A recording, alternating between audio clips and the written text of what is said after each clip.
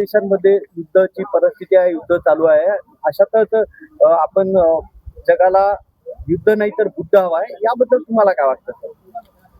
मुळामध्ये America, Israel आणि Iran यांचं जे युद्ध चालू आहे त्याची जर तुम्ही पार्श्वभूमी पाहिली तर मुख्यतः ईर्ष्या, अहंकार आणि द्वेष याच्यामुळे हे युद्ध सुरू झालेलं आहे.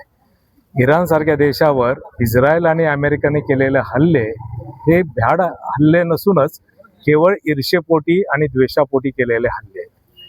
त्यामुळे जर बुद्ध विचार जर पाहिले आपण तर बुद्ध विचार नेमके याच्या विपरीत सांगतात. बुद्ध विचार म्हणतात तुमच्या मनातला द्वेष, अहंकार आणि त्याचबरोबर जी इतर वाईट भावना आहेत ती सगळी सोडून द्या. तुमच्या मनामध्ये प्रेम असू द्या आणि तुम्ही प्रेमाने जग जिंकू शकाल. याचं उदाहरण द्यायचं झालं तर आत्ताच जे बौद्ध भिक्खूंनी संपूर्ण अमेरिकेमध्ये मार्च काढला होता, ज्याला त्यांनी सायलेंट मार्च म्हटलं होतं. तुम्ही पहा, सुरुवात केली ती फक्त 7-8 भिक्खूंनी आणि त्याच्यानंतर संपूर्ण अमेरिका त्यांच्या मागे उभी राहिली होती.